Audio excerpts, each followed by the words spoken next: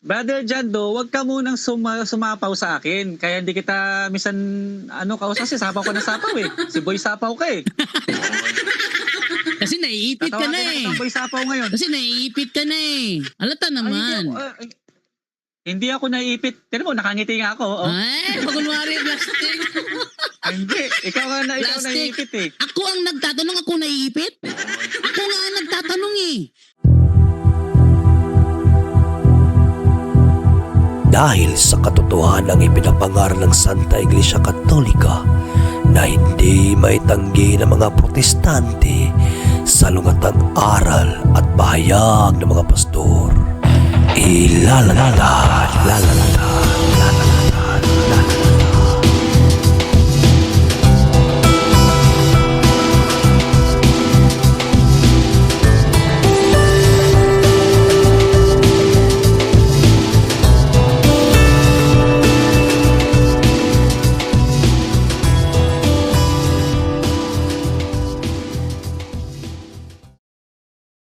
Car back, sauce in hand.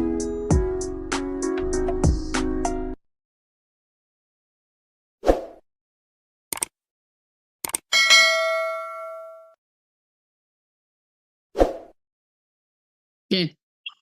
Sabi mo kasi kanina, yung meron sa'yo, anontang. Pag nag-anontang ka, may nagpapaliwanag o wala? Ang anontang Brother John Ray, hindi kailangang ipaliwanag kasi self-edification yan. Walang kailangang magpaliwanag dyan kasi nga pinapatibay mo yung sarili mo eh. Self-edification. Walang Wait lang. Ang sa Biblia kasi, di ba, ano yun? Una, sa'yo initial. Pangalawa, anon. Pangalawa, gift of tongue na mag-i-interpret, di ba? Tatlong binigay mo? Ganito yan. Initial evidence, yun nangyari sa Acts 2:4. Yun na Yung nga. Acts, So, ako magpapaliwanag. Ako magpapaliwanag para matuto ka din. Hindi. Pastor, narinig ko na kanina. So, yung tatlong sinabi mo, initial, naiintindihan ng lahat. Di ba? Hindi, sandali lang. Wala akong sinabing na pwedeng maintindihan. Acts pwedeng 2:4. hindi. Di ba Acts Kaya nga. 2:4, naiintindihan ng lahat yon? O pwede kang naintindihan ng lahat. Pero Oh, wag yun. natin Okay. So, yung initial, naiintindihan ng lahat. Kasi, sabi nila, Linawin ko wait lang. lang. Sa Acts 2:4, wait, hindi, pahintulutan mo na ako. Ako talaga dapat magturo nito kasi kabisado ko to eh. kaya nga eh, Chewing. Pastor, wag mo na akong sagutin yung tanong ko kasi kanina nagpaliwanag kayo sa debate ninyo dalaw ni John Ray, nagpaliwanag ka na kanina. So, hindi ko na kailangan yung explanation, gusto ko lang sagot sa tanong ko. Sabi mo kasi kanina may tatlo, yung isa initial naiintindihan ng lahat. Yung unknown, hindi naiintindihan. Kaya merong ikatlo yung tagapagpaliwanag. Di ba? Hindi, i-correct ko nga lang. Yung initial evidence, hindi ibig sabihin Pastor Lek, may nag-request lang dito, Pastor Lek, kung pwede ba daw humingi ng sample kasi may gift of tongue ka na. So, pwede ba daw humingi ng sample? Paano ba, Pastor Lek? Pasample nga. ganito yan. Sa nagtatanong So, sabi ng Biblia ni Haring Solomon, wag mo sagutin ang mangmang ayon sa kanyang kamangmangan. Kasi pag sinagot mo ang mangmang, baka mahawa ka niya sa kanyang pagiging mangmang at siya magmalaki. So, mangmang na tanong yan. May nangyari niya sa amin. Pero sabi sa kawikaan, sagutin din ang mangmang eh. Sabi sa kawikaan, ang mangmang ay sagutin para matuto. So, kung tingin mo sa amin mangmang, sagutin mo kami para matuto kami sa sinasabi mo. Kaya, sample nga. Sample. Kamangmangan na tanong kasi yan. Kamangmangan kasi yan. Bakit? O, sample sabi ng nga. Biblia. Ay, hindi kasi may Holy Spirit ka nga. Sampulan mo kami para maniwala kami nga mayroon ka nga. Hindi. So wala kang Holy Spirit. Kamangmangan yan. Kamangmangan yan. Sabi nga sa kawikaan, sagutin ang mangmang para matuto. O kung mangmang kami, sagutin mo kami para matuto kami. Sige nga, sample. Pastor Lek, hindi mo na kailangan pang mag-ulit ng mga binanggit mo na kanina.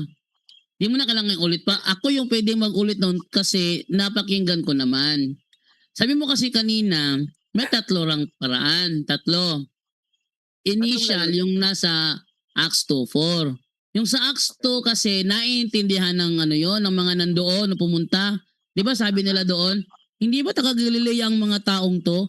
Bakit sila nagsasalita ng ating mga wika? So Tama. ng mga bagay na may kinalaman sa Diyos. Ibig sabihin, naiintindihan nila. Di ba? O yun ang initial, naiintindihan nila. Ikaw ang sabi dito Tapos yung pangalawa, yung unknown. Yung unknown, di na maintindihan yon, hindi ba? Hindi ba? Ikaw ang sabi nun. Hindi na maintindihan yon. Tapos yung ikatlo naman, yung gift of interpretation. Siya ang tagapag-interpret, hindi ba? Ngayon, tanong ko, ang sabi mo, ang hawak mo kanina, unknown. Hindi mo naiintindihan. Ang tanong ko, kapag nag-a-unknown tang ka ba, may tagapagpaliwanag o wala? Kaya nga, hindi nga kailangang ipaliwanag yun kasi ako nga nagsasalita.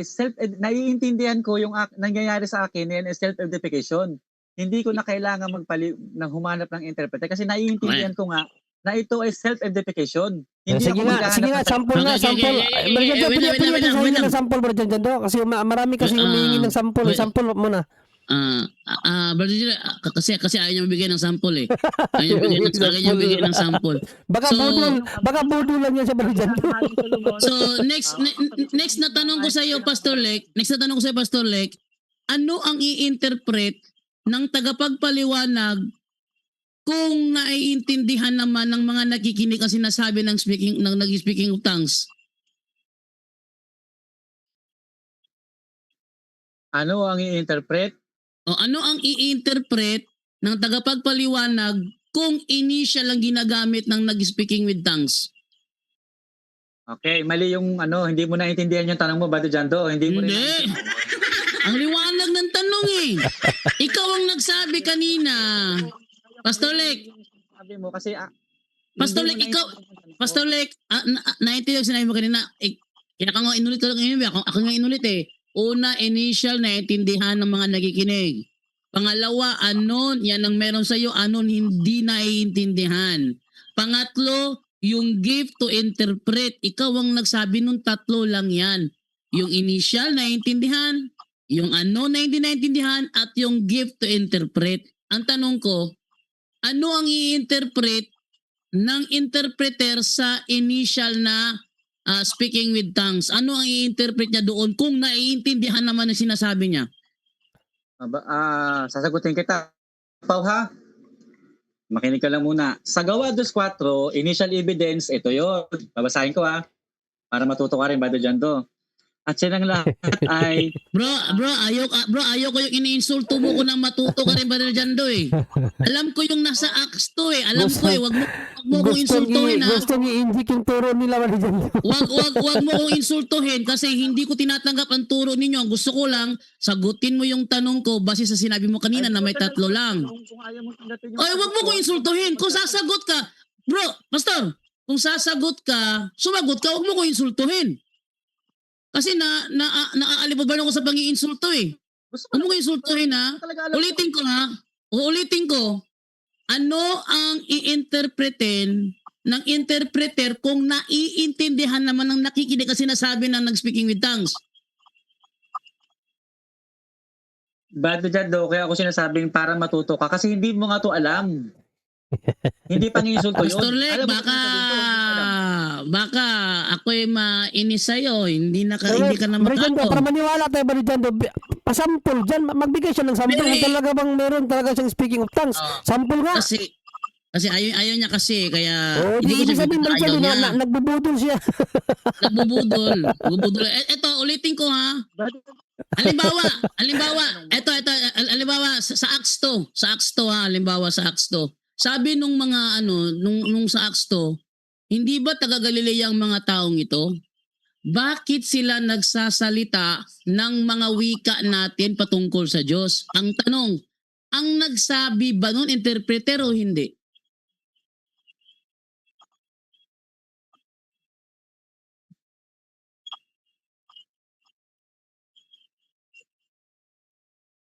Nasaan na si Pastor Lek? Humina ito yung mic niya. Hindi interpret. Wala na yung mic niya, bro. Kasi bakit? Wala silang biglang humihina. Mukhang may tagapagpahinga ng kanyang signal pag ako na natanong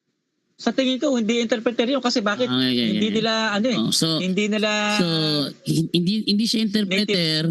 dialect yun eh. Hindi dialect nga nila sinasabi doon eh. Dialect nga nila eh. Hindi. Yung mga apostol, hindi nila sariling dialekto yun. Yun na nga, dialect ng mga nakikinig. Naiintindihan Yun, nila, tama. di ba? Dahil Oo, tama yun. naiintindihan nila ang initial na sinasabi mo, dahil naiintindihan nila, kailangan ba ng interpreter o hindi na? Oh, yung specific na pangyayari na yan, nung general outpouring of the Holy Ghost, hindi not necessarily needs the interpreter, pero pinahintulutan ng Diyos na yun ang mga lingwaheng lumabas sa kanilang bibig. Hindi. Pinahintulutan ng Diyos kasi ayon sa gusto ng Diyos, sabi sa gawa 2:4, Pastor, ayon sa pinagkaloob ng Espiritu logical yung Santo tanong ko, na Pastor. kanilang sakinakain. Pastor, yung tanong ko kasi logical. Very logical tanong ko at very simple din naman ito fallacy. Dahil naiintindihan nila ang sinasabi ng mga apostol gamit ang ibang wika, then naiintindihan nila, kailangan pa ba ng interpreter o hindi na? Hindi na kailangan ng interpreter yun kasi naiintindihan naman. Ngayon. Kaya lang, Ngayon. hindi naiintindihan nung nagsasalita, naiintindihan ng mga nakikinig. Okay, ngayon ay hindi, mali ka. Yung nagsalita nung naiintindihan niya, kaya nga sinabi, wika natin. Di narinig niyo yung wika niya. Kung sabihin niya Ang narinig, hindi. nagsasalita nun, Brother Jando, yung mga hindi kabahagi ng katawan ni Kristo. Ano hindi ka? Yun yung mga nanonood sa kanila. Yun nga yung naiintindihan niya. sa kanila na sila. Ngayon, nakikinig siya, narinig ba niya ang wika niya na binanggit o hindi niya narinig? Basahin mo nga yung versikulo, Brother Jando. Narinig ba niya ang wika niya o hindi? Basahin mo yung Akala buong gawa 2:4. Sige. Akala ko ba kabisado mo yung mga talatang ginagaan mo? Nanaw mo si Johnny kayo na. Ikaw pala, di mo rin kabisado. Basahin natin ha. Basahin mo Gawa yung gawa 2:4. Ating basahin to ha. Kung ano sinasabi dito ha. 2:5 ako magsimula. May mga debotong Hudiyo noon sa Jerusalem na nagmula sa bawat bansa sa buong mundo. Nang marinig nila ang ugong nagdatingan ng maraming tao, namangha sila sapagkat nagsasalita ang mga alagad sa wika ng mga nakikinig. Agree ka? Agree ka ba? Teka lang, Brother Jando, ay nalap ko yung Biblia ko. Teka lang. Ako, ano ba naman to? Asa tapat ang nabi. Sige. Sabi dito, Teka lang. 2:6 ng gawa.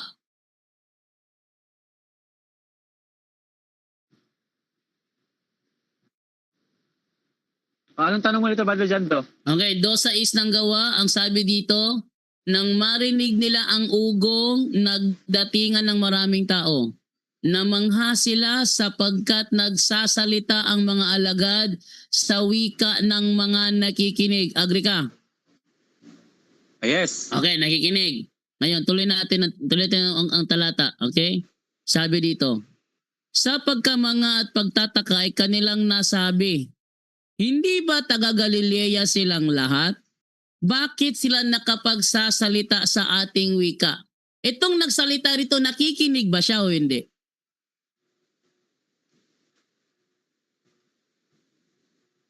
At silang lahat na nagtaka at nagsipagilalas na nagsasabi, narito, hindi baga mga Galileyong lahat ang mga nagsisipagsalitang ito. Ang nagsasalita dito, Brother Jando, yung mga tao Otso. bahagi sa katawan ni Kristo. Ito yung mga audience. Otso. Ano yung otso? Verse 8. Sige, basahin mo. Ano nakalagay dyan sa'yo? Verse 8. Sige. At bakit nga naririnig ng bawat isa sa atin ang sariling wikang kinamulatan? Okay. Ngayon, tanong ko sa'yo, yung nagsalita ba niyan, isa siya sa mga nakikinig? Yung nagtatanong dito, yung nagsasalita, ito nga yung kasama doon sa mga audience. Ang tanong ko, isa ba siya sa nakikinig? Yes, isa sa Ayan. Ayan. nakasumasaksi. So Nakakarinig. tanggap mo ba na ayon sa talata, sa sentido ng talata, naintindihan nila ang mga sinabi ng mga alagad? Naintindihan nila Naintindihan, yung okay. sinasabi ng mga alagad. Dahil naintindihan nila ang sinasabi ng mga alagad, kailangan mo bang interpreter o hindi na?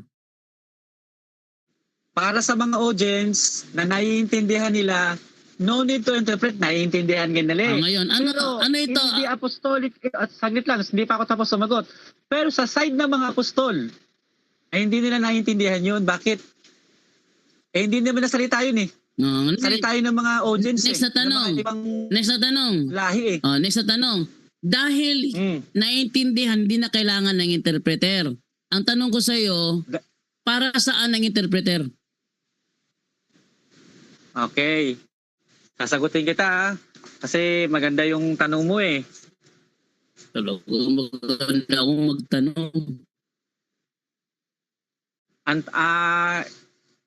let's be specific to your question. Ano ang ibig sabihin mo? Kasi marami pwedeng interpret eh. Ano bang Ikaw ang nagsabi i-interpret? ngayon lang na hindi na kailangan ng interpreter kasi naiintindihan ng nakikinig. Kung ganon, para saan ang interpreter? Ang interpreter para doon sa wika na hindi Ayun. naiintindihan. Ito Okay, naiintindihan okay. naman eh. Di hindi So ang kailangan ng interpreter para doon sa hindi naiintindihan. Tanong ko, next na tanong sa'yo. Kapag ikaw Yes. nagsalita ng mga wika, naiintindihan o hindi?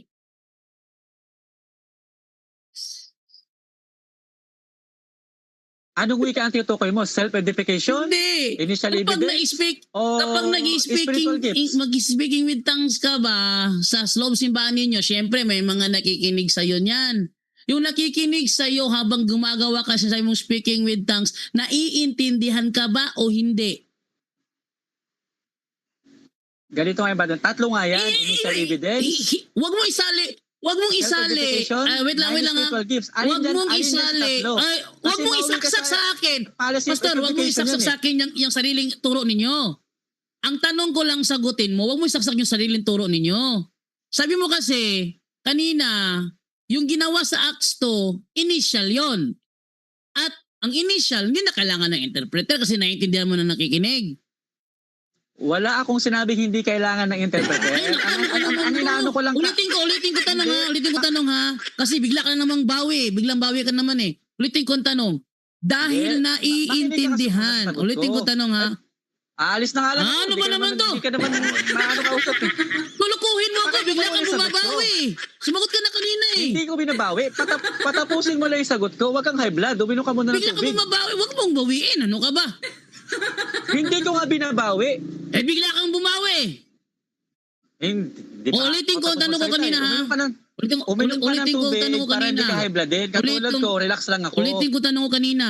Talagang naiinis ako sa mga manloloko. Ulitin ko tanong ko kanina. Niloloko mo yung sarili mo. Hindi ka niloloko. Ikaw ang nagsabi kanina eh. Hindi na kailangan ng interpreter kasi naiintindihan naman. Ikaw ang nagsabi kanina, di ba? Di ba ikaw ang nagsabi kanina? Hindi na kailangan ng interpreter kasi naiintindihan naman. Di ba? Sinabi mo kanina? Oo, sinabi ko. O ngayon, ulitin ko. So para saan ang interpreter? Para ba doon sa naiintindihan o doon sa hindi naiintindihan? Ang interpretation, kailangan ng interpretation kung walang kung papasok to doon sa may spiritual gifts. Ganito kasi Brother Jando eh. Hindi mo kasi alam talagang pinakamensahe nito. Alam ko yung tanong ko, naiipit ka lang kaya pasikot-sikot ka. Hindi ako hindi ako nape-pressure. Kaya lang hindi mo ako binibigyan ng pagkakataon makasagot ng maayos. Kaya ka naiipit kasi alam mo na alam ko yung tinatanong ko sa'yo. Wala akong nararamdamang pressure. Ikaw ang nagsabi kanina. Ay, tulutan mo akong sumagot ng malaya. Ikaw ang nagsabi kasi Wala kanina. akong nararamdamang pressure. Pastor, ikaw ang nagsabi kanina na hindi na kailangan lang ng interpreter kasi naiintindihan naman. Sabi ko sa iyo, follow up, wala akong tanong sa iyo, para saan ang interpreter? Ang sagot mo naman para doon sa mga hindi naiintindihan. Ikaw ang nagsabi noon. So dahil ang interpreter para doon sa mga hindi naiintindihan, ang tanong ko sa iyo, pag ikaw ba nagsagawa niya, naiintindihan ka ba ng nakikinig o hindi? Depende nga yan, Brother Jando. Ito nga sagot ko eh. Ay, ba't ako patayin ko na lang itong cellphone pag sumasagot ako? Rumireact ka agad eh. Bago na tayo mag-usap. Kung ganyan ka lang pala. Sumasagot ako, magre-react ka agad. Ikaw ang Ano gusto nagsabi. mo? Ikaw ang Huwag ako nagsabi. sumagot. Tinatanong mo ako, sumasagot ako. Ikaw ang Nagreklamo nagsabi ka sa sagot kanina, ulitin ko ha, ikaw ang nagsabi kanina, ang interpreter para doon sa mga hindi naiintindihan. Ikaw ang nagsabi nun. So ang follow-up ko ngayon, ang ginagawa mo ba yung initial na naiintindihan o yung ano na hindi naiintindihan? Alin doon ang ginagawa mo sa dalawa? Yung initial na naiintindihan o yung ano na hindi naiintindihan? Lumalabas na hindi mo talaga naiintindihan. Yung initial, tapos na nga yun. Nangyari na nga sa akin yun. Yung initial evidence, tapos na nga yun eh. Hindi mo talaga naiintindihan talaga yung pagsisikot sa pagsalita ng ibang wika eh. Ikaw ang nagsabi Initial kanina. tapos na nga eh. Pasi mo lang ang tanda yun eh. Ikaw ang Tapos na nagsabi ako doon. kanina. Ikaw ang nagsabi Nandito na tayo kanina. ngayon sa self-edification. Wait lang. Ikaw Si na, Anon Tang. ikaw ang sabi kanina na anon yung ginagamit mo, anon, hindi ba? Oh, yung anon tang ba naiintindihan ng nakikinig o hindi? Hindi naiintindihan nakikinig. Hindi rin naiintindihan na nagsasalita. Ngayon, dahil hindi naiintindihan na nakikinig, ang tanong ko sa iyo kanina, para saan ang interpreter? Ang sabi mo, ang interpreter para doon sa mga hindi naiintindihan. Tama o mali? Tama. Tama. Dahil hindi ka naman pala naiintindihan ng mga nakikinig kasi ano nang ginagamit mo. Kailangan ba nila ng interpreter para maintindihan ka o hindi? Hindi nga kailangan ng interpretation. Self-edification nga yun. Wala ka kasi talagang alam. Kung mabasa ko, Self-edification. ano ang sabi ni Apostol Self-edification. Pablo? Ano ang sabi ni Apostol Pablo sa unang Korinto 14:28? Ano sabi niya diyan? Brother Jando, wag ka munang sumapaw sa akin. Kaya hindi kita misan kausap kasi sapaw ko na sapaw eh. Si Boy sapaw ka eh. Kasi naiipit ka na eh. Tatawagin Boy sapaw ngayon. Kasi naiipit ka na eh. Alata naman. Hindi ako naiipit. Pero mo, nakangiti nga ako. Oh. Ay, pagunwari plastic. Hindi. Ikaw Plastic. naiipit eh. Ako ang nagtatanong, ako naiipit? Ako nga ang nagtatanong eh. Brother Jando, tapos na yung debate namin. Yun na nga, tapos Pag-aaralan mo na tapos lang. na yung debate nyo. Kaya ako naman nagtatanong ngayon. Kasi hindi to nyo binanggit kanina eh. Naghihintay ako na banggitin ni Brother John Ray. Wait lang, wait lang. Ka na lang ng panibago. Wait lang. Ikaw naman ang Hindi. kalabanin ko niya sa debate Ay, yan. bro, ang topic na. So hindi na pwede na magrebansi pa sa Kung the same gusto mo, topic. sumigunda ka. Teka, hindi pwede magsigunda ako. Parang nakulangan ako kay John Ray. Hindi pwede yung ganun. Pag-iinsulto yun eh. Ulitin ko ha. Kasi hindi na bakit tinina yung unang Korinto. Ang ginamit nyo kasi kaya ang 27 lang. Yung 28, hinihintay ko gamitin yung 28, hindi naman ginamit sa kanina eh. Ulitin ko ha. Anong sinasabi sa unang Korinto 14:28? Sayin natin, para masaya.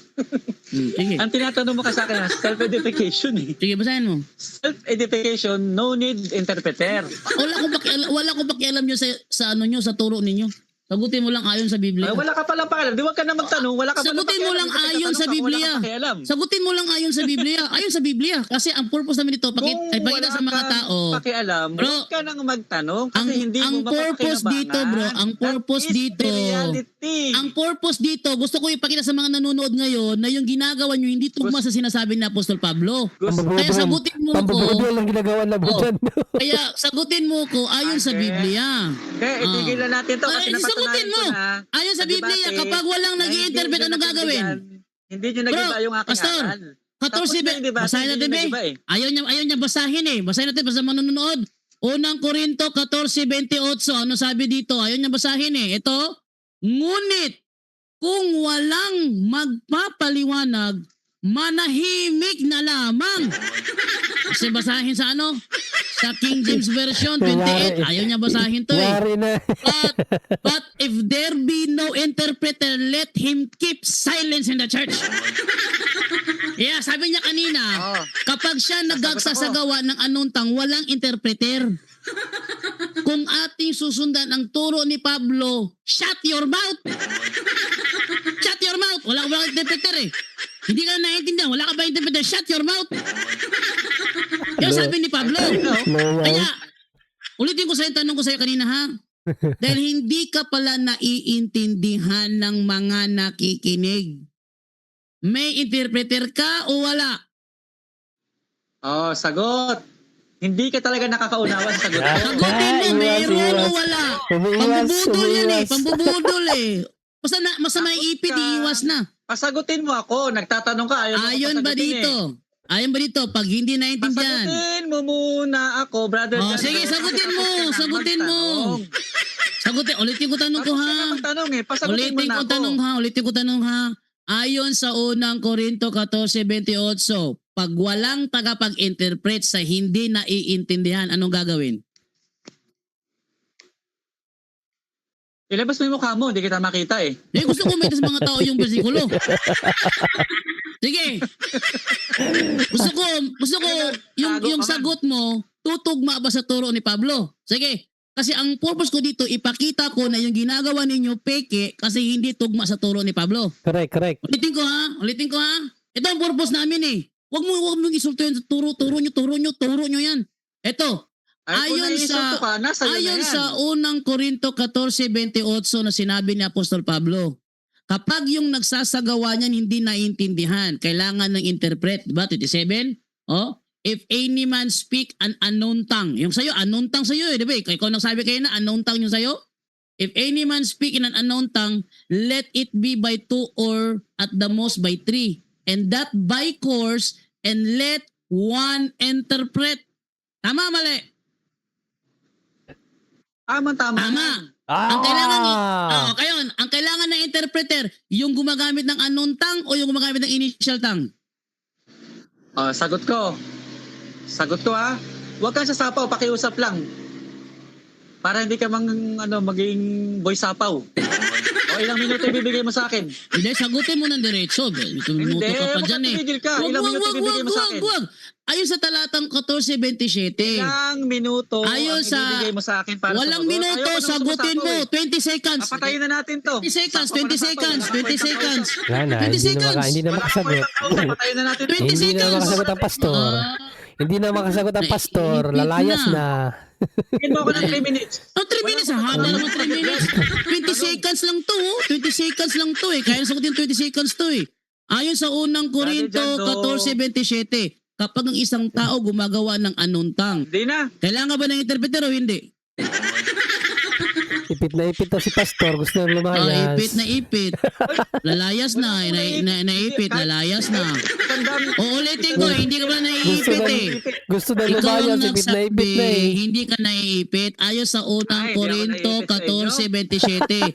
Kapag Santo, maiipit ako sa inyo. Pastor, sa unang Korinto 14:27, kapag may gumamit ng anong tongue, kailangan ba ng interpreter o hindi? Huwag kang sasapaw.